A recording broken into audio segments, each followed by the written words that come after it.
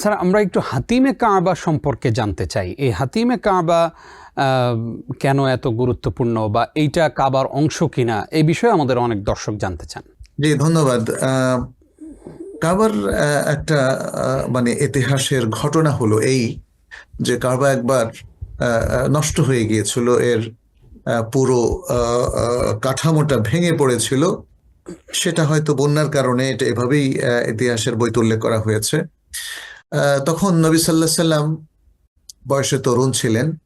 সে সময় মক্কার অধিপতিরা তারা কাবাকে পুনর্নির্মাণের উদ্যোগ গ্রহণ করে এবং তারা শর্ত করেছে কাবা যেহেতু আল্লাহর ঘর, অতএব তাদের হালাল ইনকাম দিয়েই তারা কাবাকে পুনর্নির্মাণ করবে।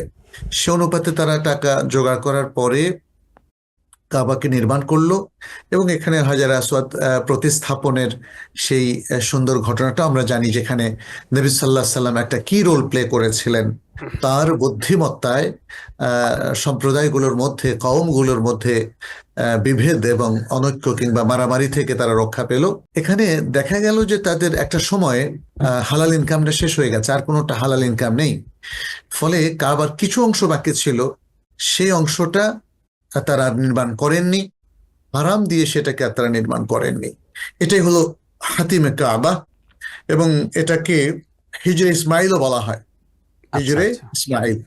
তো এই জায়গাটা তারা আর তৈরি করেননি, কারণ তারা হারাম টাকা দিয়ে কাবা ঘর নির্মাণের সাহস তারা করেননি। এটাই হলো সংক্ষিপ্ত ইতিহাস। তাহলে হাতিমটা মূলত কারবারই অংশ। পরবর্তীতে একটা সময় দেখা যায় যখন আব্দুল্লাহ ইবনে জুবাইর রাদিয়াল্লাহু তাআলা এটাকে আবার হারামের মধ্যে ঢুকিয়ে হারামের পুনর্নির্মাণটা বা কিছুটা রেনোভেশনের কাজ করেছেন। যেহেতু রাসূল সাল্লাল্লাহু আলাইহি সাল্লাম ইচ্ছা প্রকাশ করেছিলেন, আয়েশা রাদিয়াল্লাহু তাআলা আনহার কাছে বলেছিলেন, যদি তোমার জাতির লোকেরা তারা নমুসলিম না হতো তাহলে আমি হাতিমকে কাবার ভিতরে ঢুকিয়ে দিতাম। সে হাদিসের আলোকে আব্দুল্লাহ বিন জুবাইর রাদিয়াল্লাহু তাআলা আনহু তিনি এই কাজটা করলেন।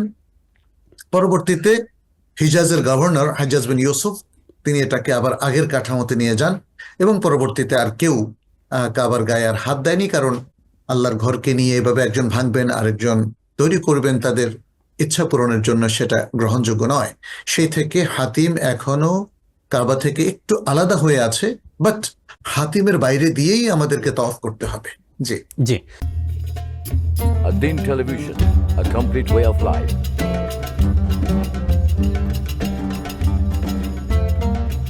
প্রিয় দর্শক, ধন্যবাদ ad-Din-এর সাথে থাকার জন্য। এমন আরো সুন্দর সুন্দর ইসলামিক কন্টেন্ট ও সবশেষ আপডেট পেতে সাবস্ক্রাইব করুন আমাদের ইউটিউব চ্যানেল ad-Din এবং পাশের বেল আইকনটি চাপুন। পরবর্তী সকল ভিডিও নোটিফিকেশন পেতে যুক্ত থাকুন আমাদের সোশ্যাল মিডিয়ায়।